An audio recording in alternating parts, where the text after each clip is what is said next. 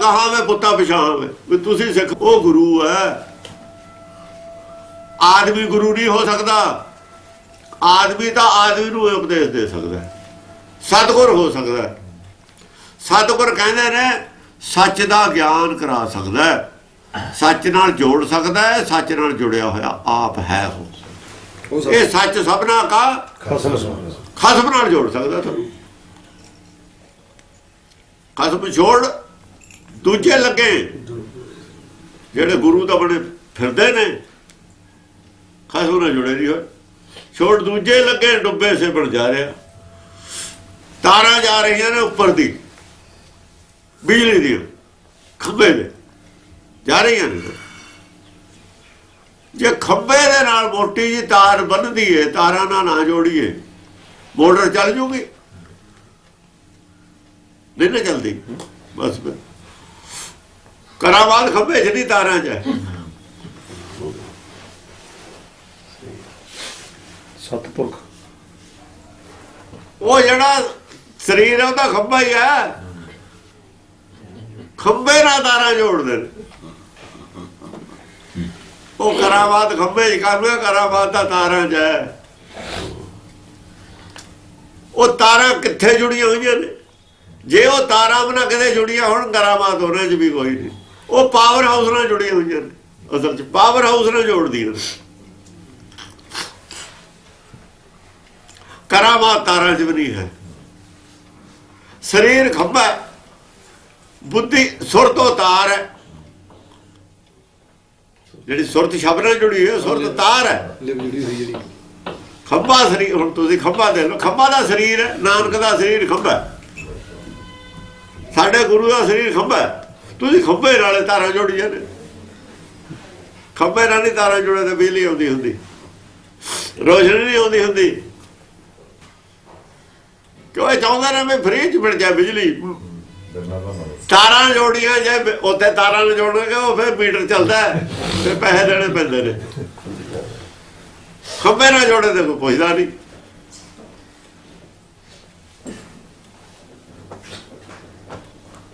ਉਹ ਤਾਰ ਜੁੜਦੀ ਹੈ, ਜੋੜਦੀ ਹੈ ਪਾਵਰ ਹਾਊਸ ਨਾਲ ਜਾ ਕੇ। ਸੁਰਤ ਸ਼ਬਦ ਨਾਲ ਜੁੜੀ ਹੋਈ ਹੈ, ਪਾਵਰ ਹਾਊਸ ਨਾਲ ਜੁੜੀ ਹੋਈ ਹੈ। ਤਾਂ ਕਿਤੇ ਜਾ ਕੇ ਉਹ ਬਿਜਲੀ ਇਹ ਬਾਣੀ ਉਚਾਰਨ ਕੀਤੀ ਹੈ। ਇਹਦੇ ਨਾਲ ਜਿੰਨਾ ਚਿਰ ਤਾਰ ਸਾਡੀ ਜੁੜਦੀ ਨਹੀਂ, ਸੁਰਤ ਜੁੜਦੀ ਨਹੀਂ ਸ਼ਬਦ ਨਾਲ, ਵਿਚਾਰ ਨਹੀਂ ਕਰਦੇ, ਤਾਂ ਰੋਸ਼ਨੀ ਹੋਣੀ ਹੈ ਕਿਤੇ। ਜੇ ਮੀਟਰ ਤੋਂ ਥੱਲੇ ਵੀ ਸਾਡੀਆਂ ਤਾਰਾਂ 'ਚ ਵੀ ਡਿਫੈਕਟ ਪੈ ਜਾਏ, ਲਾਈਟ ਤਾਂ ਵੀ ਨਹੀਂ ਜਲਦੀ। ਫਿਰ ਉਹ ਦੇਖਦੇ ਨੇ ਵੀ ਸੁੱਚ 'ਚ ਨੁਕਸਾ, ਕਿੱਥੇ ਨੁਕਸਾ। ਬਿਜਲੀ ਤਾਂ ਹੈਗੀ ਹੈ, ਚੱਲਦਾ ਕਿਉਂ ਨਹੀਂ? ਗੁਰਬਾਣੀ ਦਾ ਸਾਡੇ ਕੋਲ ਹੈ, ਰੋਸ਼ਨੀ ਹੁੰਦੀ ਕਿਉਂ ਨਹੀਂ ਅੰਦਰ? ਸਾਡੇ ਅੰਦਰ ਰੋਸ਼ਨੀ ਕਿਉਂ ਨਹੀਂ ਹੁੰਦੀ? ਗੁਰਬਾਣੀ ਸਾਡੇ ਕੋਲ ਹੈ। ਤਾਰਾਂ ਦਾ ਬਿਜਲੀ ਮੇਨ ਲਾਈਨ 'ਚ ਤਾਂ ਹੈਗੀ ਹੈ। ਸਾਡੇ ਕੀ ਗੱਲ ਹੈ, ਕਿੱਥੇ ਡਿਫੈਕਟ ਹੈ? ਉਹ ਡਿਫੈਕਟ ਦੇਖ ਰਹੇ ਹਾਂ ਆਪਾਂ ਕਿੱਥੇ। ਸਾਡੇ ਘਰ 'ਚ ਜੋ ਰੋਸ਼ਨੀ ਚਲੀ ਗਈ, ਕਿਉਂ ਚਲੀ ਗਈ? ਉਹ ਡਿਫੈਕਟ ਦੇਖਦੇ ਆ ਵੀ ਕਿੱਥੇ ਹੈ। ਡਿਫੈਕਟ ਮੀਟਰ 'ਚ ਹੈ। ਡਿਫੈਕਟ ਮੀਟਰ 'ਚ ਹੈ। ਮੀਟਰ ਇਹ ਨਹੀਂ ਜੇ ਕਹਾਂ ਸਪਲਾਈ ਕਰਦਾ ਜਾਵੇ ਕਿੱਥੋਂ? ਸਾਡੇ ਦਾ ਉੱਥੇ ਮੀਟਰ ਹੈ ਜਿਹੜੇ ਉੱਪਰ ਬੈਠੇ ਨੇ ਨਾ, ਉਹਨਾਂ ਨੇ ਕੱਢਤੀ ਉੱਥੋਂ ਮੀਟਰ ਦੇ ਪਿੱਛੋਂ ਹੀ ਕੱਢਤੀ ਲੈਣ, ਹੋਰ ਕਿਸੇ ਪਾਸੇ ਜੋੜਤਾ, ਤੁਹਾਨੂੰ ਵਾਇਆ ਨਾ ਜੋੜਤਾ। ਮੀਟਰ ਤਾਂ ਹੀ ਆਉਣ ਨਹੀਂ ਦਿੰਦੇ। ਮੀਟਰ ਦਾ ਕੌਣ ਨਹੀਂ ਦਿੰਦੇ? ਗੁਰਬਾਣੀ ਦਾ ਕੌਣ ਨਹੀਂ ਦਿੰਦੇ। ਨਾ ਨਾ ਨਾ, ਤਾਰਾਂ ਉੱਤੇ ਜਾਂਦੀ ਹੈ, ਉਹਨਾਂ ਨੇ ਖੰਭੇ ਨਾਲ ਜੋੜਿਆ ਹੋਇਆ ਆਪਣੀ ਲੈਣ। ਮੀਟਰ ਵਾਲੀ ਲਾਈਨ ਨੂੰ ਉਹਦੇ ਨਾਲ ਕੱਟ ਕੇ ਨਾ ਉਦਲੀ ਦੇ ਤਾਰਾਂ ਨਾਲ ਖੰਭੇ ਨਾਲ ਜੋੜਤਾ। ਨਾਨਕ ਦੇ ਸਰੀਰ ਨਾਲ ਜੁੜਿਆ, ਨਾਨਕ ਦੇ ਸਰੀਰ ਨਾਲ ਜੋੜਤਾ। ਖੰਭੇ ਨਾਲ ਤਾਰਾਂ ਜੋੜ ਲਈਓ, ਲਾਈਟ ਆਵੇ ਕਿੱਥੋਂ?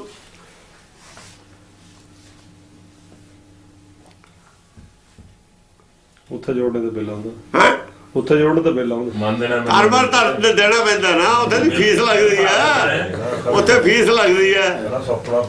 ਇੱਥੋਂ ਕੁਝ ਪ੍ਰਾਪਤੀ ਹੁੰਦੀ ਹੈ, ਉੱਥੇ ਫੀਸ ਲੱਗਦੀ ਹੈ ਨਾ। ਇੱਥੇ ਮੇਰਾ ਵੀ ਜਾਂਦਾ ਪਹਿਲਾਂ ਤਾਂ ਮਨ ਵੇਚਣਾ ਪੈਂਦਾ, ਹੁਕਮ ਮੰਨਣਾ ਪੈਂਦਾ। ਉੱਥੇ ਲੱਗਦੀ ਹੈ ਫੀਸ। ਇੱਥੇ ਲੱਗਦਾ ਕੁਝ ਨਹੀਂ, ਇੱਥੇ ਮਿਲਦਾ ਹੀ ਮਿਲਦਾ। ਤਾਂ ਖੰਭੇ ਨਾਲ ਜੋੜਤੀ ਤਾਰਾਂ, ਫਿਰ ਆਪਣੇ ਨਾਲ ਜੋੜਦੇ ਨੇ। ਹੁਣ ਜੇ ਨਾਨਕ ਦੇ ਸਰੀਰ ਨਾਲ ਜੋੜਨਗੇ ਤਾਂ ਹੀ ਆਪਣੇ ਨਾਲ ਜੋੜਨਗੇ, ਆਪ ਜਥੇਦਾਰ ਬਣਦੇ ਨੇ। ਸਾਰਾ ਹਿੰਦੂ ਮਤ ਬਣਾ ਲਿਆ ਬਹੁਤ ਚਲਾਕੀ ਨਾਲ,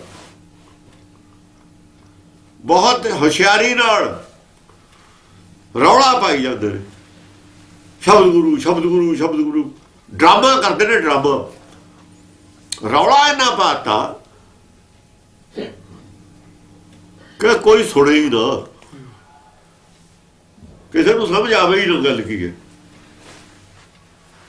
ਜੇ ਇਹਨਾਂ ਨੂੰ ਸਿੱਖੀ ਦਾ ਫਿਕਰ ਹੋਵੇ ਤਾਂ ਬਾਣੀ ਦਾ ਇਹਨਾਂ ਕੋਲ ਵੀ ਹੈ।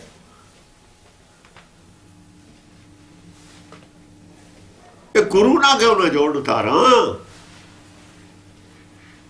ਇਹ ਆਪਣੀ ਤਾਲ ਨਿਰਾਕਾਰ ਨਾਲ ਕਿਉਂ ਨਾ ਜੋੜਨ, ਖੰਭੇ ਨਾਲ ਕਾਹਦੇ ਜੋੜਨ। ਦਸਮ ਪਾਤਸ਼ਾਹ ਨੇ ਕਿਹਾ ਸੀ ਜੋ ਮੋ ਕੋ ਪਰਮੇਸ਼ਰ ਉਚਰਾ ਤੇ ਸਭ ਨਰ ਕੁੰਡ ਵਿੱਚ ਪੜ, ਮੈਂ ਹੂੰ ਪਰਮ ਪੁਰਖ ਕਾ ਦਾਸਾ ਦੇਖਣ ਆਇਓ ਜਗਤ ਤਮਸਾ। ਹੋਰ ਕੀ ਕਹਿ ਦਿੰਦੇ ਬਈ ਇਹ ਤੋਂ ਜ਼ਿਆਦਾ। ਪਰ ਇਹ ਕਹਿੰਦੇ ਨਰਕ ਕੁੰਡ 'ਚ ਜਾਣਾ ਮਨਜ਼ੂਰ ਹੈ, ਪਰ ਤਾਰਾਂ ਖੰਭੇ ਨਾਲੇ ਰੱਖਣੀਆਂ ਨੇ ਜੋੜ ਕੇ। ਨਰਕ ਕੁੰਡ 'ਚ ਡਿੱਗਣਾ ਮਨਜ਼ੂਰ ਹੈ। ਦਸਮ ਪਾਤਸ਼ਾਹ ਹੀ ਪਰਮ ਪੁਰਖ ਹੈ, ਸਾਡੇ ਖਾਤਰ ਦਾਸ ਨਹੀਂ ਹੈਗਾ। ਉਹ ਕਹਿੰਦਾ ਜਾਂ ਮੈਂ ਰੰਜਨਾ ਮਿੱਥਿਆ ਪਾਖੀ, ਉਹਨਾਂ ਨੇ ਤਾਂ ਕਹਿਣੇ ਦਾ ਵੀ ਇਹਦੇ 'ਚ ਮੈਂ ਕੋਈ ਝੂਠ ਨਹੀਂ ਬੋਲਿਆ, ਆ ਮੈਂ ਰੰਜਨਾ ਮਿੱਥਿਆ ਪਾਖੀ, ਪਾਰ ਬ੍ਰਹਮ ਗੁਰੂ ਨਾਨਕ ਸਾਖੀ। ਉਹ ਪਾਰ ਬ੍ਰਹਮਾ ਗੁਰੂ ਨਾਨਕ ਦੀ ਸੁਗੰਧ ਹੈ ਮੈਨੂੰ, ਮੈਂ ਕੁਝ ਵੀ ਮਿੱਥਿਆ ਨਹੀਂ ਕਹੀ ਗੱਲ। ਸੌਂ ਵੀ ਖਾਲੀ ਨਾਲ ਨਾਨਕ ਦੀ। ਉਹ ਕਹਿੰਦੇ ਅਸੀਂ ਨਹੀਂ ਮੰਨਦੇ ਇਹ ਗੱਲ, ਖੰਭੇ ਨਾਲੇ ਜੋੜੀਏ ਤਾਰਾਂ। ਫਿਰ ਨਾ ਡੁੱਬਣ, ਫਿਰ ਨਾ ਡੁੱਬਣ, ਕਿਉਂ ਨਾ ਡੁੱਬਣ, ਕਿਉਂ ਨਾ ਡੁੱਬਣ। ਆਦਮੀ ਦਾ ਜਿੱਤੇ ਜਿਹੜਾ ਟੇਕ ਕਰਦਾ ਮਨੁੱਖ ਦੇ ਉੱਤੇ ਟੇਕ ਰੱਖਦਾ, ਮਨੁੱਖ ਕੀ ਟੇਕ ਬਿਰਤੀ ਸਭ ਜਾਣ। ਦੇਵਨ ਕੋ ਇੱਕ ਹੈ ਭਗਵਾਨ। ਅਰਦਾਸ ਜਿਹੜੀ ਹੋ ਰਹੀ ਹੈ,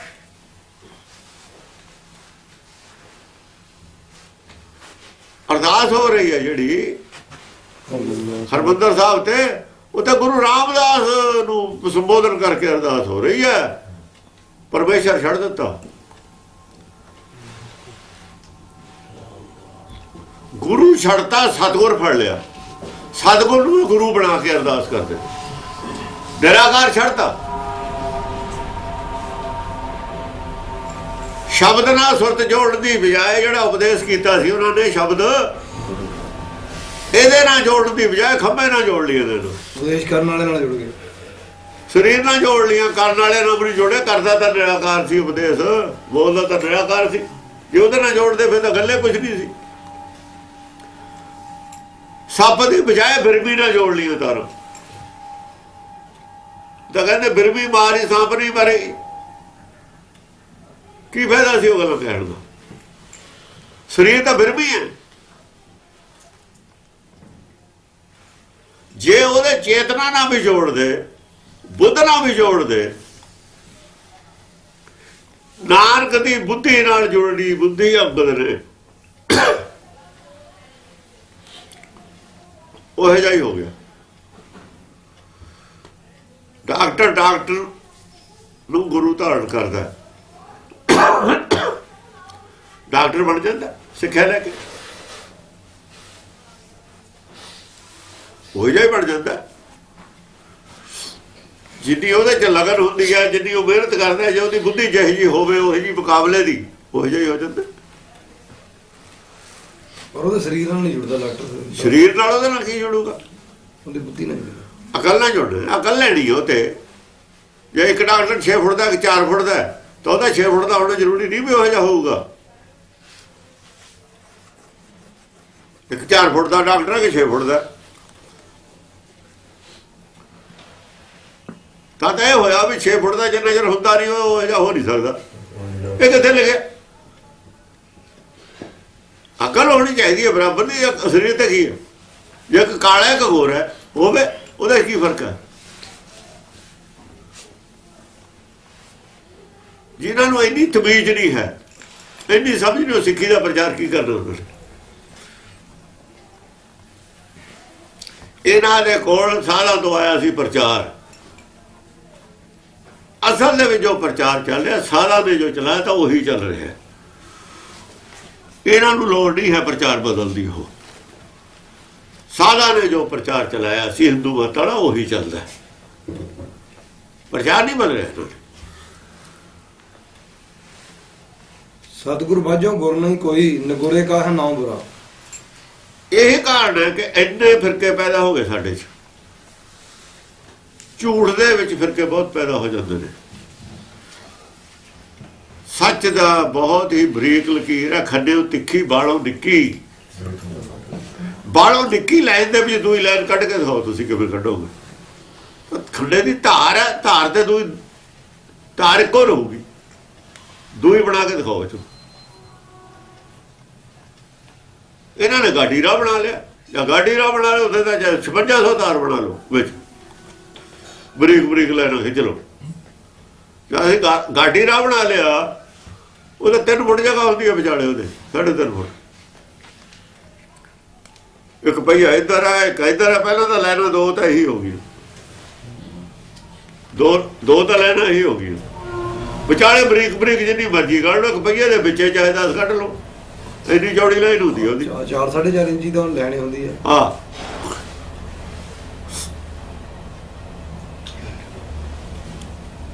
ਗੁਰਮੁਖ ਗਾਡੀ ਰਾਹ ਬਣਾਤਾ ਇਹਨਾਂ ਨੇ। ਉਹਦਾ ਹਿੰਦੂ ਸੀ ਕੋਈ, ਜਿਹਨੇ 12 ਲਿਖੇ ਨੇ ਗੁਰਦਾਸ, ਉਹ ਹਿੰਦੂ ਮਤ ਪ੍ਰਚਾਰਤੀ। ਇਹਨਾਂ ਪ੍ਰਚਾਰਿਆ ਉਹਦਾ ਕਰਦੇ ਨੇ ਸਾਰੇ ਹੀ, ਜੋ ਸਵਾਦ ਲੱਗਦਾ ਇਹਨਾਂ ਨੂੰ। ਗੁਰਬਾਣੀ ਤਾਂ ਛੱਡ ਕੇ, ਗੁਰਬਾਣੀ ਫੇਰ ਵੀ ਆ ਜਾਂਦਾ ਕਿਤੋਂ ਨਾ ਕਿਤੋਂ ਇਹਨਾਂ ਦੇ ਖਿਲਾਫ ਗੱਲ। ਉਹਨੇ ਕਿਹਾ ਇਹਨੂੰ ਛੱਡੇ ਦਿਓ, ਕਿਤੋਂ ਨਾ ਕਿਤੋਂ ਐਸੀ ਗੱਲ ਆ ਜਾਂਦੀ ਹੈ ਗੁਰਬਾਣੀ ਦੇ ਵਿੱਚ, ਤਾਂ ਇਹਨਾਂ ਨੂੰ ਚੰਗੀ ਨਹੀਂ ਲੱਗਦੀ। ਜਿਵੇਂ ਪੱਟੀ ਵਾਈ ਹੋਈ ਹੈ, ਆ ਪੱਟੀ ਤਾਂ ਪੱਟੀ ਪੋਚੀ ਪਈ ਆ ਇਹਨਾਂ ਦੀ ਸਾਰਿਆਂ ਦੀ। ਇਹ ਤਾਂ ਬਿਲਕੁਲ ਪਹਿਲੀ ਪੱਟੀ ਪੋਚ ਕੇ ਦੂਈ ਲਿਖੀ ਹੈ। ਮੇਰੀ ਪੱਟੀਆਂ ਲਿਖਦੇ ਸ਼੍ਰੀ ਗੋਪਾਲ, ਸ੍ਰੀ ਗੋਪਾਲ ਲਿਖਿਆ ਹੈ। ਧਰੂ ਨੇ ਕਿਹਾ ਸੀ ਨਾ ਮੇਰੀ ਪੱਟੀਆਂ ਲਿਖਦੇ ਸ੍ਰੀ ਗੋਪਾਲ। ਗੁਰੂ ਸਾਹਿਬ ਨੇ ਪੱਟੀਆਂ ਤੇ ਸ੍ਰੀ ਗੋਪਾਲ ਨੇ ਲਿਖਿਆ। ਉਹਨਾਂ ਦੀ ਲਿਖੀ ਪੋਚ ਕੇ ਦੂਈ ਲਿਖੀ ਹੈ। ਆਪਣੀ ਲਿਖੀ ਸੀ ਗੁਰੂ ਸਾਹਿਬ ਦੀ ਪਹਿਲਾਂ ਪੱਟੀ ਲਿਖੀ ਸੀ ਨਾ ਅੰਦਰ, ਉਹ ਪੋਚ ਕੇ ਦੂਈ ਲਿਖੀ ਹੈ। ਔਰ ਪਰਮੇਸ਼ਰ ਨੇ ਲਿਖੀ, ਆਪ ਨਹੀਂ ਲਿਖੀ ਉਹਨਾਂ ਨੇ। ਆਪਣਾ ਤਾਂ ਲਿਖਾਈ ਉਹਨੇ ਲਿਖੀ ਇਹਨਾਂ ਨੇ। ਜੇ ਫਰਮਾਏ ਤੇ ਮੈਨੂੰ ਪਾਇਆ ਖਰਤਾ ਉਹੀ ਪਾਏ ਨੇ ਜਿਹੜੇ ਫਰਮਾਏ ਨੇ ਉਹਨੇ। ਸਤਿਗੁਰ ਬਾਝੋਂ ਗੁਰ ਨਹੀਂ ਕੋਈ, ਨਗੁਰੇ ਕਾ ਹੈ ਨਾਮ ਬੁਰਾ। ਸਤਿਗੁਰ ਤੇ ਬਿਨਾਂ ਗੁਰ ਕੋਈ ਨਹੀਂ ਹੈ। ਸਤਿਗੁਰ ਤੋਂ ਬਿਨਾਂ ਕੋਈ ਗਿਆਨ ਨਹੀਂ ਹੈ। ਕੋਈ ਗਿਆਨ ਸੰਸਾਰ ਦੇ ਵਿੱਚ ਸਤਿਗੁਰ ਦੇ ਗਿਆਨ ਤੋਂ ਮੁਕਾਬਲੇ ਦਾ ਗਿਆਨ ਨਹੀਂ ਹੈ। ਗੁਰਮਤ ਦੇ ਬਰਾਬਰ ਦਾ ਕੋਈ ਗਿਆਨ ਨਹੀਂ ਹੈ ਸੰਸਾਰ 'ਚ। ਇਹੀ ਗੁਰ ਹੈ। ਗੁਰ ਮੇਰਾ ਗਿਆਨ, ਗੁਰ ਹਿਰਦੇ ਧਿਆਨ। ਜਿਹੜਾ ਹਿਰਦੇ 'ਚ ਧਿਆਨ ਟਿਕਾਉਣ ਵਾਲਾ ਗਿਆਨ ਹੈ ਉਹ ਇਹੀ ਹੈ। ਬਾਕੀ ਗਿਆਨ ਸਭ ਤੁਹਾਨੂੰ ਬਾਹਰ ਜੋੜਨਗੇ। ਗੁਰਬਾਜੋ ਹੋਰ ਕੱਚੀ ਹੈ। ਬਾਕੀ ਸਭ ਗਿਆਨ ਬਾਹਰ ਜੋੜਨਗੇ। ਅੰਦਰ ਦੀ ਖੋਜ ਵਾਲਾ, ਅੰਦਰ ਦੇ ਟਿਕਾਉਣ ਵਾਲਾ, ਨਿਜ ਘਰ 'ਚ ਪਹੁੰਚਾਉਣ ਵਾਲਾ ਗਿਆਨ ਇਹੀ ਹੈ। ਅੰਦਰ ਚਾਨਣ ਕਰਨ ਵਾਲਾ ਗਿਆਨ ਇਹੀ ਹੈ। ਹੋਰ ਕੋਈ ਗਿਆਨ ਨਹੀਂ। ਸਤਿਗੁਰ ਬਾਝੋ ਗੁਰ ਨਹੀਂ ਕੋਈ, ਗੁਰ ਨਹੀਂ ਕੋਈ, ਬਾਹਰ ਕੋਈ ਹੈ ਨਹੀਂ। ਨਗੁਰੇ ਕਾ ਹੈ ਨਾਮ ਬੁਰਾ। ਜਿਹੜਾ ਨਗੁਰਾ ਹੈ ਸਤਿਗੁਰ ਤੇ ਗਿਆਨ ਤੋਂ ਖਾਲੀ ਸਖਣਾ, ਉਹਦਾ ਜਿਹੜਾ ਨਾਮ ਹੈ, ਉਹਦਾ ਜਿਹੜਾ ਗਿਆਨ ਹੈ ਨਾ, ਨਾਮ ਦਾ ਅਰਥ ਗਿਆਨ ਵੀ ਗਿਆਨ ਹੀ ਹੁੰਦਾ। ਉਹਦਾ ਗਿਆਨ ਤਾਂ ਬੁਰਾ ਹੈ। ਜੇ ਨਾਮ ਦਾ ਅਰਥ ਜਸ ਕਰ ਲਈਏ ਤਾਂ ਵੀ ਬੁਰਾ। ਦੁਰਮਤ ਹੈ ਜਿਹੜੀ, ਉਹਦਾ ਗਿਆਨ ਵੀ ਬੁਰਾ ਹੈ, ਉਹਦਾ ਜਸ ਵੀ ਬੁਰਾ ਹੈ। ਕਬੀਰ ਕੀ ਕਹਿੰਦਾ? ਪਹਿਲੀ ਕਰੂਪ ਕੁਜਾਤ ਕੁਲਖਣੀ, ਸਹੁਰੇ ਪਈਏ ਬੁਰੀ। ਜਿਹੜੀ ਮੇਰੀ ਪਹਿਲੀ ਮੱਤ ਸੀ ਨਾ, ਉਹ ਕਰੂਪ ਸੀ, ਕੁਜਾਤ ਸੀ, ਕੁਲਖਣੀ ਸੀ। ਬੁਰੇ ਲੱਛਣ ਸੀ, ਕੁਜਾਤ ਸੀ। ਜਾਤ ਵੀ ਚੰਗੀ ਨਹੀਂ ਸੀ। ਸਰੀਰ ਨੂੰ ਜਾਤ ਮੰਨਦੀ ਸੀ, ਉਹ ਜਾਤ ਪਾਤ ਨੂੰ ਮੰਨਦੀ ਸੀ। ਨਿਰਾਕਾਰੀ ਜਾਤ ਦੀ ਸਮਝ ਨਹੀਂ ਸੀ, ਸਰੀਰ ਦੀ ਸਮਝ ਨਹੀਂ ਸੀ। ਕਰੂਪ ਸੀ, ਰੂਪ ਵੀ ਠੀਕ ਨਹੀਂ ਸੀ। ਸਹੁਰੇ ਪਈਏ ਬੁਰੀ, ਸਹੁਰੇ ਪਈਏ ਬੁਰੀ। ਨਾਲੇ ਆ ਲੋਕ 'ਚ ਬੁਰਾ ਮੰਨਦੇ ਨੇ ਲੋਕ ਉਹਨੂੰ, ਨਾਲੇ ਪਰਲੋਕ 'ਚ ਬੁਰੀ ਮੰਨਦੇ।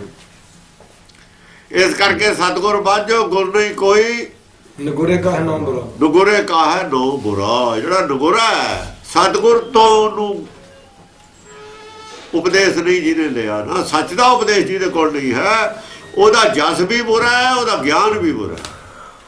ਜੋ ਉਹਨੇ ਜਸ ਕੀਤਾ ਹੈ, ਜਿਹਦਾ ਕੀਤਾ ਉਹਨੇ ਤਾਂ ਬੰਦੇ ਦਾ ਜਸ ਕੀਤਾ ਹੈ, ਉਹਨੇ ਕ੍ਰਿਸ਼ਨ ਦਾ ਜਸ ਕੀਤਾ ਹੈ, ਉਹਨੇ ਉਹਦੇ ਸਰੀਰ ਦਾ ਜਸ ਕੀਤਾ, ਉਹਨੇ ਵਿਸ਼ਨੂੰ ਦਾ ਜਸ ਕੀਤਾ, ਉਹਨੇ ਉਹਦੇ ਗਲ ਚ ਹਾਰ ਦਾ ਜਸ ਕੀਤਾ, ਉਹਨੇ ਉਹਦੇ ਧਨਖ ਦਾ ਜਸ ਕੀਤਾ, ਉਹਨੇ ਸਰੀਰ ਦੇ ਮਾਇਆ, ਉਹ ਸਾਰਾ ਮਾਇਆ ਦਾ ਹੀ ਜਸ ਹੈ।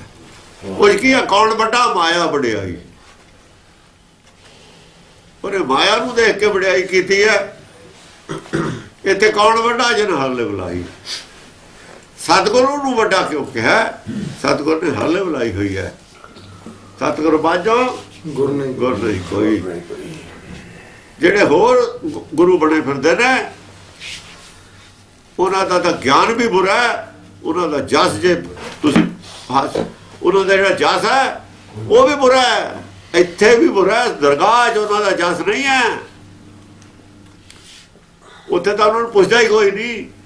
ਜੇ ਜੁਗ ਚਾਰੇ ਆਰਜਾ ਹੋਰ ਦੁਸੁਣੀ ਹੋਏ, ਨਵਾਂ ਖੰਡਾਂ ਵਿੱਚ ਜਾਣੀਏ ਨਾਲ ਚੱਲੇ ਸਭ ਕੋਏ, ਚੰਗਾ ਨੌਰ ਖਾਏ ਕੇ ਜਸ ਕੀਰਤ ਜਗ ਲੈ, ਜੇ ਤਿਸਨਾ ਦਾ ਨਾ ਵੀ ਬਾਤ ਨੂੰ ਪੁੱਛੇ ਕੇ। ਉਹਨਾਂ ਨੂੰ ਕੌਣ ਪੁੱਛਦਾ? ਸੰਸਾਰ 'ਚ ਕਿੰਨੀ ਜਿੰਨੀ ਮਰਜ਼ੀ ਇੱਜ਼ਤ ਹੋਵੇ ਉਹਦੀ, ਦਰਗਾਹ 'ਚ ਉਹਦਾ ਜਸ ਨਹੀਂ ਹੈ ਚੱਲਦਾ, ਦਰਗਾਹ 'ਚ ਖੋਟਾ ਹੈ ਉਹ। ਇੱਥੇ ਵੀ ਖੋਟਾ ਸਾਬਤ ਹੋ ਜਾਂਦਾ ਬਾਅਦ ਦੇ ਵਿੱਚ। ਅਨੇਕਾਂ ਧਰਮ ਇੱਥੇ ਆਏ ਔਰ ਖਤਮ ਹੋ ਗਏ, ਅਨੇਕਾਂ ਮੱਤਾਂ ਆਈਆਂ ਖਤਮ ਹੋ ਗਈਆਂ। ਲੋਕ ਇੰਨੇ ਸਿਆਣੇ ਹੋ ਗਏ ਕਿ ਉਹਨਾਂ ਨੇ ਰਿਜੈਕਟ ਕਰਤੇ ਉਹ ਮੱਤਾਂ। ਈਸਾਈ ਮਤ ਫੈਲੀ, ਈਸਾਈਆਂ ਨੇ ਰਿਜੈਕਟ ਕਰਤੀ ਬਾਈਬਲ, ਹੁਣ ਵੀ ਰਿਜੈਕਟ ਹੈ।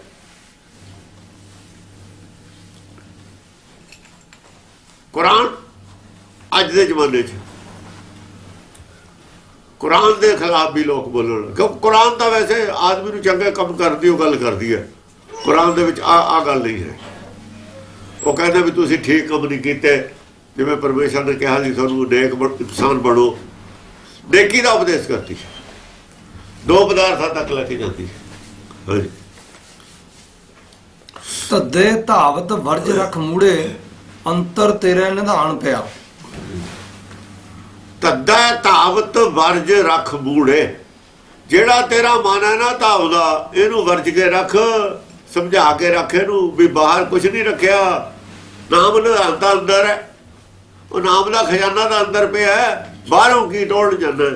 ਜੇ ਬਾਹਰੋਂ ਲੱਭ ਵੀ ਲਏਗਾ ਕੁਝ ਇੱਥੇ ਹੀ ਰਹਿ ਜਾਣਾ, ਨਾਲ ਨਹੀਂ ਜਾਣ ਵਾਲਾ। ਤੂੰ ਅੰਦਰਲਾ ਖਜ਼ਾਨੇ ਤੱਕ ਪਹੁੰਚ ਕਰਨਾ ਹੈ, ਅੰਦਰਲੇ ਖਜ਼ਾਨੇ ਨਾਲ ਜੁੜ ਜਾ। ਜੇ ਤਾਂ ਉਹ ਲੱਭ ਲਿਆ ਜੰਮਣ ਕੱਟਿਆ ਗਿਆ, ਜੇ ਬਾਹਰਲੇ ਖਜ਼ਾਨੇ ਤੇ ਨਿਗਾਹ ਚਲੀ ਗਈ ਨਰਕ ਨੂੰ ਹੋਰ ਚਲਿਆ ਗਿਆ, ਬੁੱਧ ਭ੍ਰਸ਼ਟ ਹੋ ਗਈ। ਆਇਆ ਤੂੰ ਇਨਸਾਨ ਹੈ, ਤੈਨੂੰ ਆਇਆ ਇਸੇ ਕੰਮ ਆਇਆ ਨਾ, ਉਹ ਕੰਮ ਤਾਂ ਕੀਤਾ ਨਹੀਂ, ਕੋ ਫਕੜੇ ਲੱਗ ਗਿਆ। ਆਇਓ ਲਾਹਾ ਲੈਣ, ਅੰਦਰ ਤੇਰੇ ਨਿਧਾਨ ਹੈ, ਲਾਹਾ ਉੱਥੇ ਪਿਆ। ਲਾਹਾ ਤਾਂ ਹੈ ਜੇ ਅੰਦਰ ਖਜ਼ਾਨਾ ਹੈ, ਅੰਦਰ ਨਾਮ ਹੈ ਜਿਹੜਾ ਉਹਦੇ ਨਾਲ ਜੁੜ ਜਾਵੇ, ਪ੍ਰਾਪਤ ਕਰ ਲਵੇ।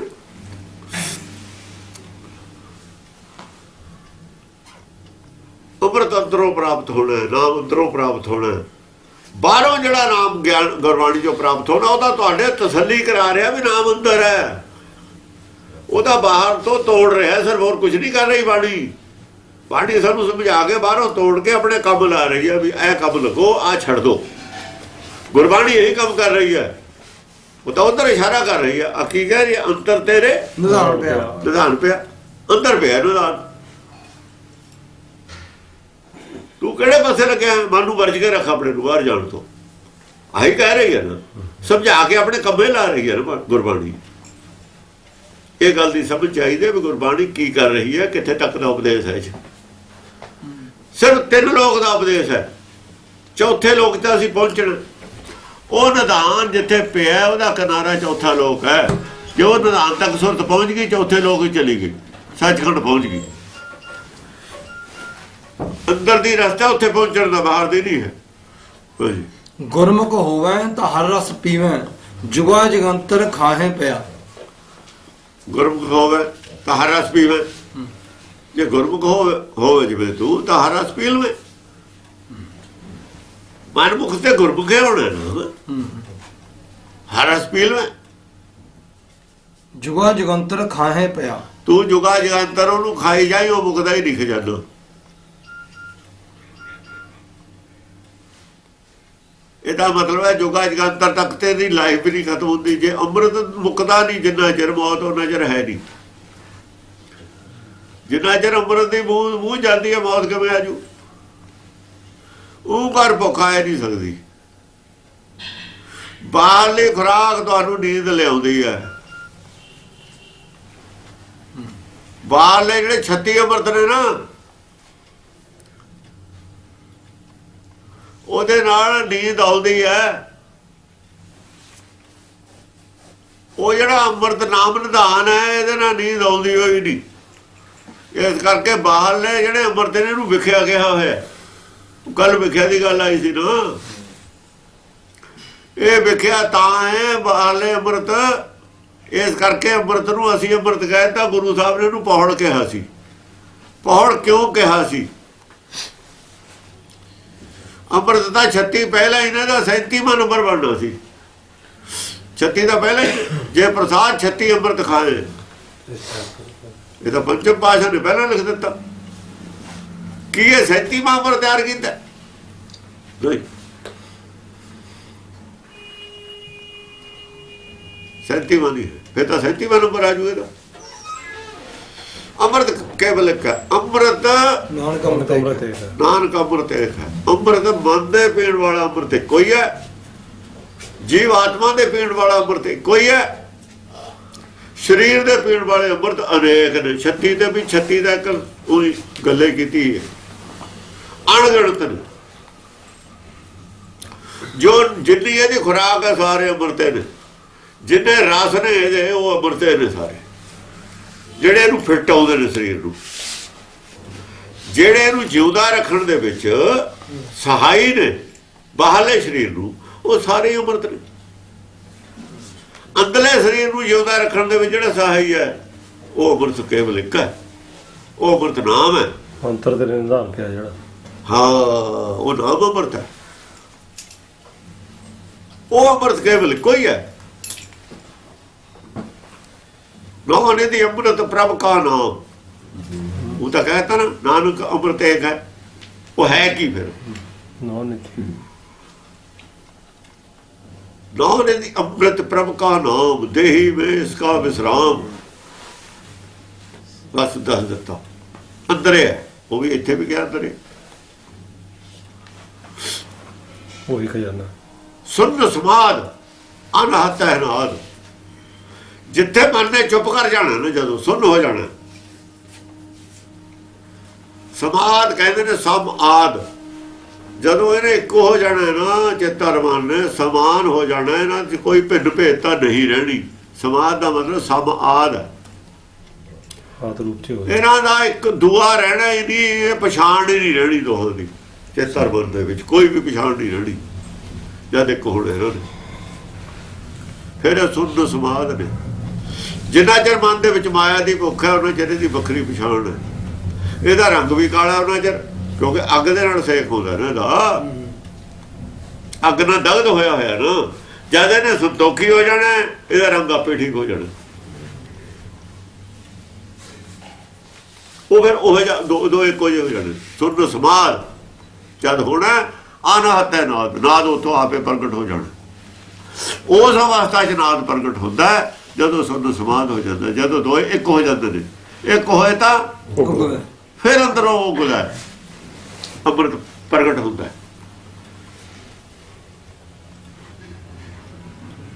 ਫਿਰ ਜਦ ਇੱਕ ਹੋ ਕੇ ਰਹਿੰਦਾ, ਫਿਰ ਪ੍ਰਗਟ ਹੁੰਦਾ ਅੰਮ੍ਰਿਤ।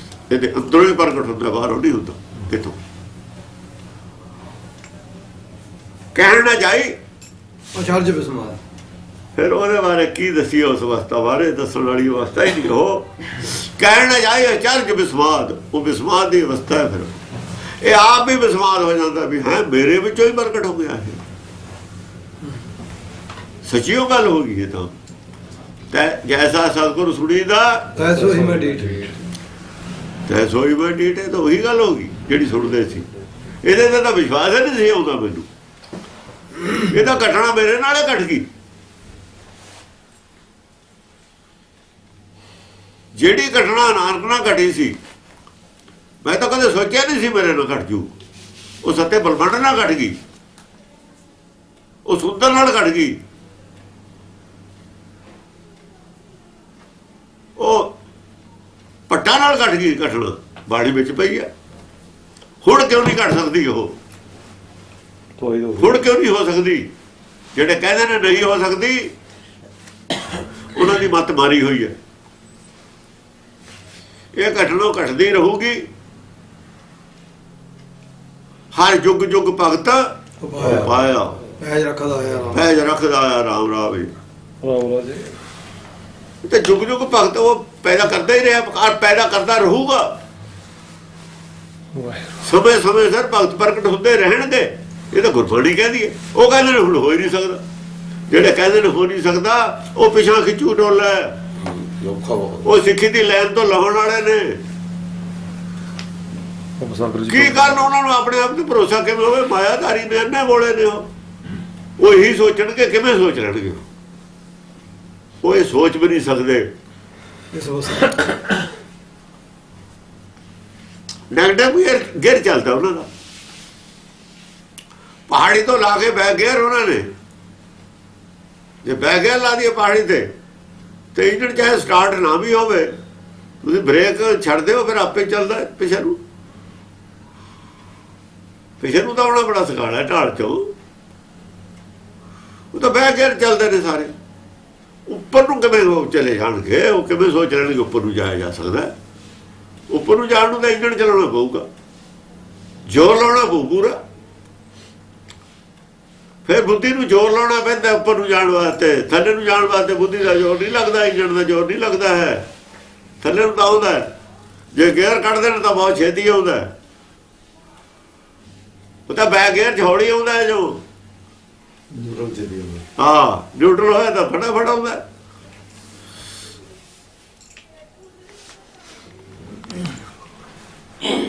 ਧੱਦਾ ਧਾਵਤ ਵਰਜ ਰਖ ਮੂੜੇ ਅੰਤਰ ਤੇਰੇ ਨਿਧਾਨ ਪਿਆ।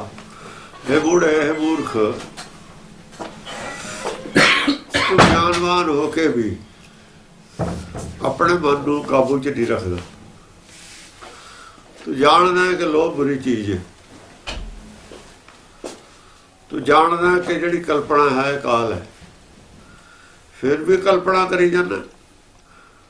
ਮਨ ਦੇ ਵਿੱਚ ਕਲਪਨਾ ਨੂੰ ਚਾਲੂ ਰੱਖਣਾ ਆਪਣੇ ਸਿਰ ਤੇ ਕਾਲ ਦੀ ਤਲਵਾਰ ਨੂੰ ਲਟਕਾ ਕੇ ਰੱਖਣ ਦੇ ਬਰਾਬਰ ਹੈ। ਕਲਪਨਾ ਹੀ ਕਾਲ ਹੈ। ਫਿਰ ਵੀ ਮਨ ਨੂੰ ਭੱਜਣ ਨੱਠਣ ਦੇ ਰੋਕਦਾ ਨਹੀਂ। ਜੇ ਬੱਚਾ ਜ਼ਿਆਦਾ ਸ਼ਰਾਰਤਾਂ ਕਰੂ, ਭੱਜੂ ਨੱਠੂ, ਤਾਂ ਹੀ ਸੱਟ ਖਾਊ। ਟਿੱਕ ਕੇ ਬੈਠਾ ਰੂ ਸੱਟ ਕਿਉਂ ਲੱਗੂ? ਇਹ ਜ਼ਿਆਦਾ ਭੱਜਦਾ ਨੱਠਦਾ ਮਨ, ਤਾਂ ਹੀ ਚੋਟਾਂ ਖਾਂਦਾ ਹੈ। ਐਸੀ ਚੋਟ ਲੱਗਦੀ ਹੈ ਤੇ ਉਹਦੇ ਨਾਲ ਬੇਹੋਸ਼ ਹੋ ਜਾਂਦਾ। ਇਹ ਮਨ ਧਾਵਦਾ ਹੈ, ਮਾਇਆ ਦੇ ਪਿੱਛੇ ਭੱਜਦਾ। ਇਹਨੂੰ ਵਰਜ ਕੇ ਰੱਖ। ਅੰਤਰ ਤੇਰੇ ਨਿਧਾਨ ਪਿਆ। ਤੇਰੇ ਅੰਦਰ ਹੈ ਖਜ਼ਾਨਾ, ਜਿਹਦੇ ਨਾਲ ਮਨ ਦੀ ਭੁੱਖ ਜਾਣੀ ਹੈ ਨਾ।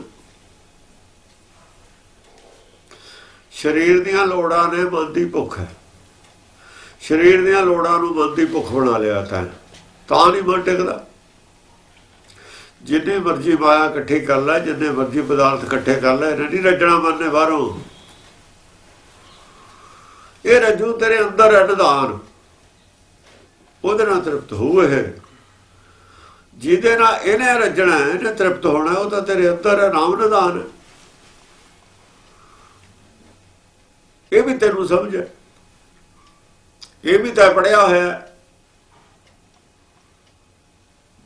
ਨੌ ਨਿਧੀ ਅੰਮ੍ਰਿਤ ਪ੍ਰਭ ਕਾ ਨਾਮ ਦੇਹੀ में इसका विश्राम। ਫਿਰ ਦੇਹੀ ਚੋਂ ਖੋਜ, ਹਿਰਦੇ ਚੋਂ ਖੋਜ। ਦੇਹੀ ਦਾ ਮਤਲਬ ਸਰੀਰ ਨਹੀਂ ਹੁੰਦਾ। ਵਿਦਵਾਨ ਦੇਹੀ ਦਾ ਅਰਥ ਸਰੀਰ ਲਾਉਂਦੇ ਨੇ। ਇਹ ਵਿਦੇਹੀ ਹੈ ਸਰੀਰ।